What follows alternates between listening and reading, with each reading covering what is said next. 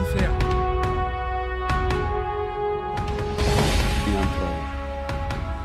Il est interdit de brûler du gaz au niveau des... Il nous faut quand même une étude pointue. Le Sénégal se lance vers son premier projet pétrolier offshore. La phase de développement débute au courant de l'année 2024. Ce, après un premier report en 2023. 5 000 barils de pétrole seront produits par jour. Alors, tout se joue dans le delta du fleuve Saloum, précisément à Sangomar. Sangomar, où le village des Ombres est à 100 km de Dakar. Une île inhabitée et très mythique. Il est à quelques encablures du jugement offshore qui englobe toute une richesse qui est l'or noir. Projet de Sangomar. Mais dans les installations, ça se situe entre 700 mètres de profondeur à 1400 mètres de profondeur. La plateforme Sangomar Offshore se trouve à quelques 60 à 80 km des autres îles du Saloum, dont l'activité principale est la pêche. Dans ces îles, l'exploitation du pétrole et du gaz suscite beaucoup d'appréhension. Alors, nous quittons Missira, dans la commune de Toubacouta, département de Foundiougne à Fatick, en direction de l'île de Bosinkan, à quelques 170 km de Sangomar. Un paysage marin décoré naturellement par ce labyrinthe de mangroves. Et durant la traversée, notre guide nous explique l'importance de la mangrove. Les zones de frayère, c'est des zones de reproduction. Après, une fois qu'il atteint la maturité, il va en mer et en haute mer. Si ces zones-là, l'espèce est dérangée, il se déplace. Finalement, on assiste à un manque cruel de la ressource. Après 45 minutes de pirogue, nous voilà à l'île de Bosinkan. Bosinkan, en plus d'être enclavé, mène sa vie en fonction des caprices de la mer. Leur ouverture à l'extérieur dépend de la marée haute ou basse. Aussi, il y a un problème. Il y a un problème. Du léegi mais après day ñëw. Loolu état moo ko mun. Malaati nag parce que su tombee géej bu fenn problème la parce que foog nga xaar ba géej bi commencé faire tuuti rek xale yi jàpp gaal bi yóbbu ko. Ici, les insulaires sont composés principalement de pêcheurs d'ethnie Socé. Non fii kañ léppay nekk peese. Soo deful tey nga xam ne suba di nga def wala démb def nga ko. Plus de 300 femmes sont impliquées dans le secteur de la pêche. Dans la récolte des fruits de mer, une femme peut gagner en moyenne 35 000 francs CFA, ce qui peut lui permettre d'épargner.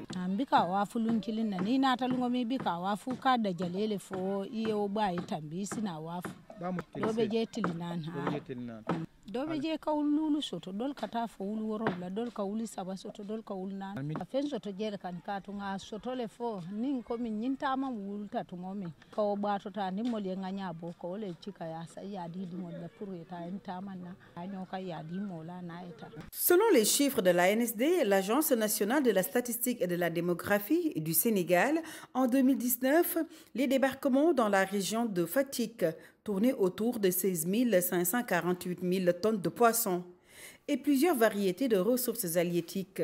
Ils sont exploités.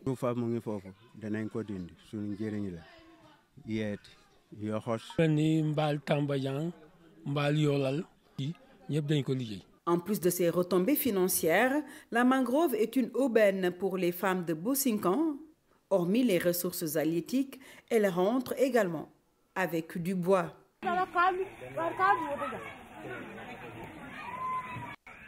Cette pêche constitue aussi une rente pour les hommes.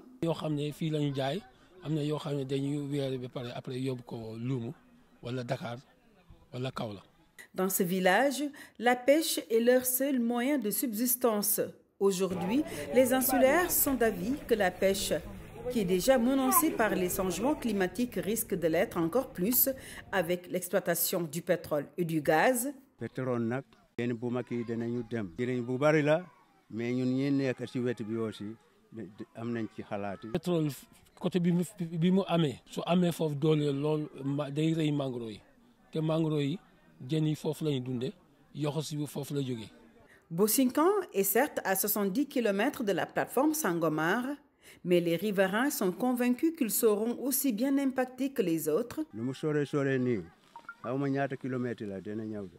et su dakkee jën ñun dinañ am problème. Les jeunes ont également des appréhensions. Le projet qui va faire l'exploitation, on ne le connaît pas jusqu'à présent. Donc il faut au moins prévoir les populations vis-à-vis de l'exploitation du pétrole.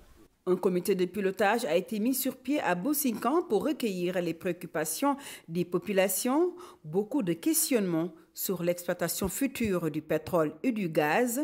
Son objectif, c'est de comment défendre les droits des populations riveraines. Si une fois le pétrole est venu, les villages qui polarisent le jugement, donc ça va les affecter.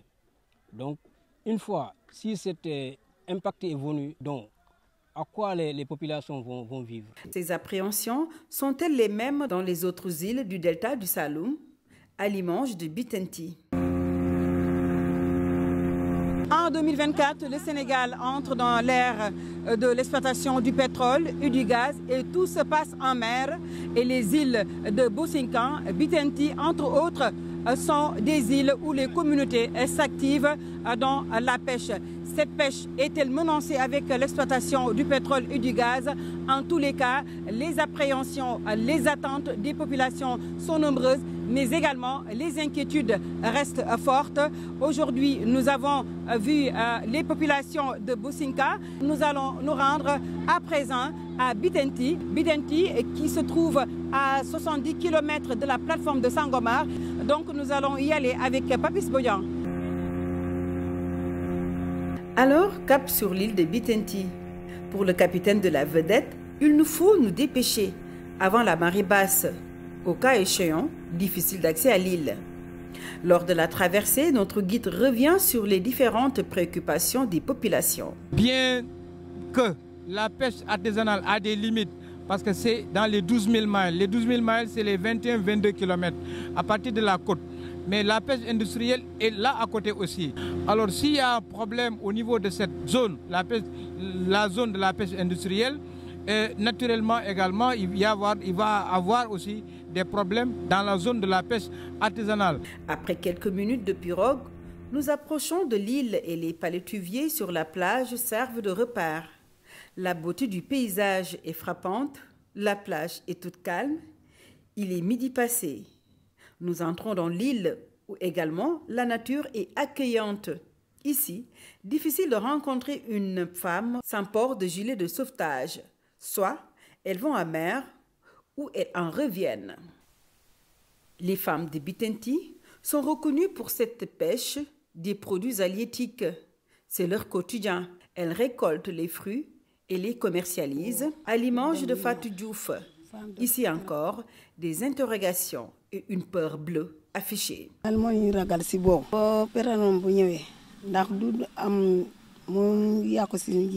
Bitenti est doté d'un écosystème marin très productif. Les mangroves, qui constituent un réceptacle d'atténuation de gaz à effet de serre, participent à la lutte contre les changements climatiques et servent également de repos aux ressources halieutiques. Je pense à la mangrove, je pense aux herbiers, je pense aux îlots, je pense à sa faune. Le parc national du delta du Saloum se trouve ici. Dans le delta du Saloum, nous ne trouvons pas moyen de 4 AMP, pas moyen de 2 RNC pour toutes ces raisons. Et vu la distance qui sépare le champ Sangomar-Dip à cette zone, nous avons une certaine crainte. Les pêcheurs de Bitenti sont convaincus que l'exploitation du pétrole et du gaz va détruire les ressources halieutiques. Parce que nous yag nañ dem ba géej bi dootul am benn jën sax pepp laa lay wax jën bu amul fu sa dëgg nooy def te yow nga nekk gis dëkk géej te moom ngay baajoo sa dund foofu lay jógee. Alors un petit tour dans l'île en attendant la marée haute pour sortir de Bitenti. Tout proche de la plage sont étalés des produits halieutiques. Les femmes les acheminent après vers les grandes villes. Dans la commune de Toubacouta, les femmes transformatrices sont également animées par la peur. Ñoo ngi transformer jën di liggéey yoxos di jaay jën bu tooy di def petit commerce. ñu ngi woo di ñu laajte luñ ci xam ak naka la ñuy def ba bu waree ñëw ni ñuy def. tiital nañu daal parce que xam nañ ne pétrole L'impact de l'exploitation prochaine du pétrole et du gaz commence à se ressentir avec la plateforme déjà installée, expliquent les acteurs de pêche. Il y a des baleines qui ont échoué il y a 2 ans et ça, c'est des choses qu'on n'a jamais constatées. On se dit, est-ce que ce n'est pas lié à l'installation des plateformes? Avant ça, il n'y avait pas ça. Donc quand on a commencé les sismiques, les cétacés, on dit qu'ils sont perturbés. Actuellement, ils sont sur la plateforme. On a des bidons d'eau ou de produits qui... Mais après, des infos, ça vient des lieux de l'exploitation. Nous commencé la plateforme, c'est parce que la rareté du poisson, certains événements mentionnés dans cette zone sont-ils liés à l'implantation de cette plateforme? Donc ce n'est pas la plateforme en tant que telle qui cause les dégâts. Ce qui cause les dégâts, c'est les pratiques dans l'industrie. C'est-à-dire, quand on extrait le produit, dans la plateforme, il y a ce qu'on appelle le first processing, le premier traitement, pour dissocier le produit et les impuretés. Ce sont ces impuretés-là qui entraînent ces types de déchets. Et que ces déchets-là, si ce n'est pas bien contrôlé, si on les rejette en mer, ça peut quand même faciliter ce qu'on appelle la contamination de l'eau, la contamination aussi des espèces. Mais toujours, nous avons un cadre réglementaire qui n'autorise pas le rejet de ces déchets toxiques, voire dangereux, en milieu marin. Alors, les opérateurs respectent-ils ces règlements établis? Notre équipe a tenté de joindre l'entreprise Woodside qui détient les 82% de part de l'exploitation du gisement de Sangomar Offshore, mais nos tentatives d'avoir une interview avec les responsables sont restées vaines. Mais Woodside n'est pas la seule dans cette exploitation. L'État du Sénégal, à travers Petrosen, qui détient également les 18%, nous a ouvert ses portes. Donc il est prévu pendant cette phase 1 de forer 24 puits. Sur ces 24, je pense qu'à peu près 18 sont déjà prêts pour le début de l'exploitation. Une fois que ces puits sont forés, il y aura des installations sous-marines, donc des canalisations qui vont collecter la production qui va venir des têtes de puits. Ensuite, ils vont la ramener au niveau du FPSO. Le FPSO va traiter le pétrole, va récupérer le pétrole. L'eau qui vient avec le pétrole sera traitée aux spécifications requises avant d'être rejetée à la mer. Et le gaz, et ça c'est important, il est interdit de brûler du gaz au niveau du Sénégal. Le directeur général de Petrosen revient sur les enjeux économiques et environnementaux du jugement. Environ 630 millions de barils de pétrole et également du gaz. Et donc le gaz sera réinjecté dans le réservoir dans un premier temps. Et une fois que les quantités seront importantes, ce gaz sera valorisé, donc acheminé à terre, sera traité, on aura du gaz butane qui va sortir dedans, et le gaz naturel sera utilisé pour faire notamment la génération d'électricité. Le Sénégal a la particularité d'avoir mis en place un cadre juridique, législatif et réglementaire pour justement gérer ce secteur qui est naissant au niveau du Sénégal. Je citerai d'abord le Code de l'environnement, qui a été inspiré, on va dire, d'un benchmark et des pratiques et les bonnes pratiques au niveau de l'industrie au niveau mondial, mais également le code pétrolier qui a été révisé en 2019 et qui a pu intégrer les leçons apprises et les manquements dans l'exercice du code pétrolier d'avant, de 1998. Ce qu'il faut savoir dans ces textes, il est prévu qu'avant chaque opération, il y a une étude d'impact environnemental qui est obligatoire. Pour tout projet à risque, cela nécessite une étude d'impact environnemental et social. Cela a l'avantage de prendre en charge l'ensemble des impacts, mais également d'identifier tout ce qui est risque environnemental, technologique, entre autres, et c'est pris en charge à travers un plan de gestion environnementale et sociale, ou alors tout ce qui est étude de danger qui aboutit à un plan d'opération interne. En effet, une étude d'impact environnemental et social a été menée en 2018 par le promoteur Woodside où nous relevons des sensibilités écologiques liées à l'exploitation future du pétrole. L'étude a montré que la zone de développement du champ subvient à plusieurs petites espèces pélagiques qui représentent un intérêt pour la pêche. Des espèces comme des crevettes d'eau profonde sont susceptibles de se trouver dans la zone de développement, ainsi que des poissons comme le merlu sénégalais. En ce qui concerne les aires marines protégées, il n'y a pas d'aires protégées à proximité du développement du champ. informe l'étude. La zone protégée la plus proche, c'est l'aire marine protégée de Sangomar qui se trouve à environ 50 km à l'est. Alors, fort de ce constat, les craintes des communautés côtières sont-elles légitimes? Il n'y a pas de risque zéro. Et quand on parle d'exploitation pétrolière et gazière, on démarre par les activités de sismique, ensuite les activités de forage, parler aussi de développement pour la mise en place des installations, la production aussi, qui occupe la plus longue durée et en phase de démantèlement. Donc c'est une chaîne qui peut aller jusqu'à 30 ans si nous avons un jugement important. Donc pour chaque phase aussi, il faut retenir qu'il y a des impacts spécifiques sur l'écosystème. Donc cela peut affecter notamment la pêche, parce que c'est dans un même espace où nous avons ces deux activités, souvent appelées activités macroéconomiques. L'étude a identifié tout de même des risques sur les ressources halieutiques. À vrai dire, des mesures sont prises. C'est dire que même si aujourd'hui les pêcheurs pensent qu'avec cette exploitation-là, qu'on peut avoir une raréfaction des ressources, mais quand même, en termes de mesures, il y a un plan de restauration des moyens de subsistance de ces personnes-là. C'est des récifs artificiels qui sont en train d'être mis en œuvre. Donc ça, ce sont des moyens vraiment d'atténuation envers ces populations-là. Le cabinet, on va dire de renommée internationale et indépendant, mène ces études et à la fin, les communautés qui sont censées être impactées ou les zones d'emprise, les résultats sont partagés. Des études d'impact environnementaux et sociaux qui souvent ne sont pas accessibles à la population de base. Aujourd'hui, il y a des études d'impact, mais une bonne partie de l'information est plus maîtrisée par les opérateurs. Et là, ça se fait dans le cadre de l'étude d'impact environnemental et social. Des impacts négatifs et des risques peuvent subvenir dans cette exploitation des hydrocarbures. Le risque, ça renvoie à quoi? C'est un potentiel danger. L'impact, pour en parler, il faut pouvoir les mesurer. Il n'y a pas de risque zéro. Parce qu'on a vu des cas d'exemple où on note des accidents de plateforme qui affectent non seulement la biodiversité marine, mais qui touchent aussi les activités de pêche. Les impacts peuvent être liés à des pollutions marines. Et vous savez que dans le milieu, c'est les espèces écosystémiques où nous parlons quelque part de la flore et de la faune. Mais l'importance aussi, c'est la pêche. Donc si le milieu est pollué, vous savez que ça peut faciliter la migration de certaines espèces. Ces impacts et risques sont aussi avancés par les populations insulaires.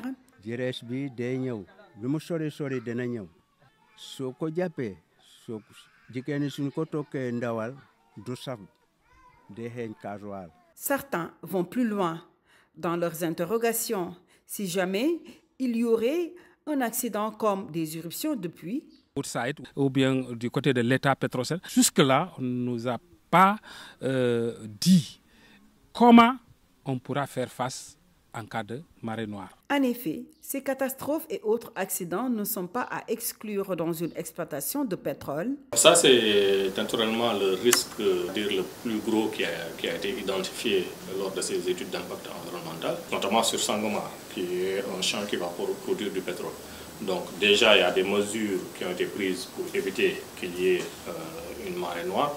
L'ingénierie des installations a été faite de telle sorte que pour supporter quand même pas mal d'impact et pas mal de pression pour ne pas céder.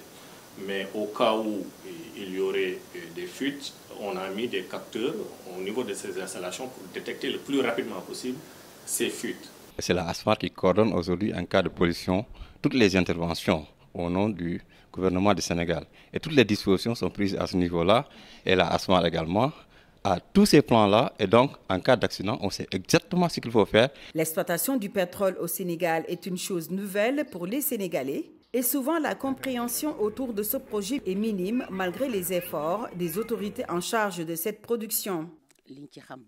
Parce que am na ñoo xamante ne fii boo tasee ak ñoom sax laaj leen pétrole bi xamuñ ci dara. À Sokhouta, la radio communautaire Ndiombato FM contribue à la sensibilisation autour de cette exploitation. Au début, il y a une rencontre avec Woodside ou des experts en la matière, toutes les populations étaient informées et la radio était là vraiment pour couvrir tous les événements liés à cette exploitation pétrolière. En effet, la communication est certes établie, mais reste faible. Et avec Woodside aussi, nous avons signé de petits contrats pour essayer d'expliquer un peu c'est quoi au juste. C'est un lexique qui est un peu compliqué par rapport aux populations autochtones, mais néanmoins, ils ont essayé d'expliquer un peu c'est quoi l'exploitation du pétrole. Oui, je pense que là également c'est un enjeu. Nous avons fait des tournées dans le cadre du partage de l'étude stratégique du secteur pétrolier. L'autorité suprême a pris quand même le devant en invitant véritablement à faire une étude stratégique dans le secteur du pétrole et du gaz, et cela pour avoir une exploitation saine et durable. Alors, il n'y a pas que des impacts négatifs. Le projet nourrit beaucoup de retombées. Et on attend aussi d'autres produits dérivés du gaz, comme le méthanol, comme les produits pharmaceutiques, comme les produits cosmétiques. C'est autant d'applications qui découlent du pétrole et du gaz. Et en ayant le prix de l'électricité bas, on va plus facilement développer d'autres industries, comme la métallurgie. Ça va contribuer à accélérer, en tout cas, l'industrialisation de notre économie. Aujourd'hui, le Sénégal est à la croisée des chemins avec le premier projet pétrolier qui devrait débuter à mi-2024, ce qui peut constituer une manne financière. 560 millions de barils de pétrole sont attendus, avec des ressources de gaz associées récupérables et supplémentaires de plus de 1 billion de pieds de cube. Selon les rapports ITIE 2022, sur la production commerciale de pétrole, cette phase de développement visera des ressources pétrolières estimées à 231 millions de barils de brut. Pour cette exploitation, Woodside y détient 82% de part et le Sénégal à travers Petrosen les 18%. Mais en termes de retombées, l'État du Sénégal compte tirer profit de la majorité des recettes. Sur Sangomar, c'est environ 100 000 barils par jour qui seront produits de pétrole, en attendant qu'on valorise le gaz. Sur Sangomar, c'est plus de 52% des revenus qui seront récupérés par l'État du Sénégal à travers sa part sur le profit, à travers Petrosen, grâce à sa part de participation dans ces projets, mais également tout ce qui est impôts et taxes que le ministère des Finances va collecter auprès de ces compagnies pétrolières et gazières. Le deuxième niveau de retombée, le pétrole de Sangomar, une partie sera raffinée au niveau de la SAR. Ce qui est attendu, c'est d'avoir un prix du carburant qui va baisser avec l'exploitation. Et ça, c'est tous les Sénégalais qui vont y bénéficier. Et le gaz, on peut en faire beaucoup de dérivés. Donc il y a déjà un projet de construction durée qui a déjà commencé, donc les études ont commencé. Ça nous permettra de produire des engrais, et justement pour notre secteur agricole. Et donc là aussi, on s'attend à ce que les prix doucement des engrais baissent et donc développer notre agriculture. Dans le code pétrolier du Sénégal, en 1998, il était établi que les ressources appartenaient à l'État. Et avec la révision du code pétrolier de 2019, il est clairement stipulé que les ressources appartiennent au peuple. Et qu'en est-il pour le contenu local? Une première au niveau du Sénégal, qu'on prenne une loi de contenu local avant même qu'on commence l'exploitation. Cette loi prévoit faire la promotion de la main-d'œuvre sénégalaise et faire la promotion du secteur privé sénégalais. Et les retombées, on les voit déjà. C'est plus de 1700 Sénégalais, par exemple, qui ont travaillé au niveau du port de Dakar pour la construction des caissons. C'est plus de 300 entreprises sénégalaises qui étaient impliquées. C'est plusieurs centaines de Sénégalais qui travailleront sur les plateformes à la fois sur Sangomar et sur GTA. Un contenu local qui jusque-là semble être complexe pour les communautés côtières. Quand on parle de contenu local, les populations de Bettenty ne s'y retrouvent pas. Il n'y a pas une qualification parmi la population de Bettenty qui peut aspirer à être employé ou à prétendre travailler avec une entreprise qui est liée à l'exploitation du pétrole. Donc, là où peut-être qu'il y a un effort supplémentaire de la part de l'État pour peut-être mieux vulgariser les opportunités qu'il y a. L'autre organe qui a été mis en place, c'est le fonds d'appui. Parce qu'on sait qu'effectivement, qu'il faut former les Sénégalais, qu'il faut mettre à niveau les sociétés sénégalaises pour qu'elles puissent compétir. Parce qu'il y a une plateforme qui est en place, peut-être qui est méconnue, mais qui est une plateforme de mise en relation entre les compagnies pétrolières, leurs sous-traitants, et les sociétés sénégalaises ou les Sénégalais qui veulent trouver du travail. La question qui revient porte sur la possible reconversion si le poisson venait à être inaccessible. Si par malheur des difficultés arrivent par rapport à cette exploitation du pétrole, que les gens puissent se préparer en conséquence et faire des activités alternatives. Même produit Quand on a mis la loi, on a mis aussi des instruments qui permettent la mise en œuvre. Plan de reconversion de 100 pêcheurs a été initié par le secrétariat technique.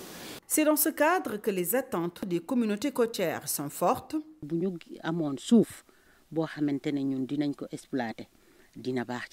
Que l'État retouche un peu la répartition de la manne. Le Sénégal est vaste, mais les positions géographiques par rapport aux champs pétroliers diffèrent. D'accroître vraiment les activités agricoles, maraîchères, ostréicoles et tout. Ce que nous attendons, une formation des jeunes, de créer des emplois au niveau local pour insérer les jeunes pour ne pas partir à l'immigration clandestine. Mais nous avons courant. Nous avons courant. Selon une étude menée par la NSD sur la situation économique et sociale du Sénégal, la valeur commerciale des débarquements de la pêche s'est élevée à 274 milliards de francs CFA en 2019. En termes d'emploi, les activités de pêche et de transformation ont mobilisé un effectif de 97 444 travailleurs en 2019, d'où aujourd'hui la nécessité d'assurer la durabilité de nos ressources halieutiques. C'est-à-dire au-delà des projets, il y a d'autres blocs qui se trouvent dans ces zones-là. Et je pense qu'il ne faut pas toujours attendre l'arrivée d'un opérateur pour avoir des informations scientifiques sur ces blocs. L'État pourrait faire des efforts supplémentaires avec les institutions de recherche comme le CROT. Et là, ça va faciliter un peu la prise en compte de la gestion durable de nos ressources. Le contrôle, la rigueur, le respect des lois et règlements qui régissent l'exploitation du pétrole et du gaz, la prise en compte des préoccupations des communautés, une meilleure prise en compte de toutes les dimensions environnementales dans l'exploitation du pétrole et du gaz de Sangomar, autant de défis à relever pour mieux rassurer les populations des zones côtières partagées entre l'inquiétude de la malédiction du pétrole et l'espoir de la bénédiction de l'or noir. may koy géej gi dafa sambara aw danoo fanaane napp ba fajar jàpp ñu dara metti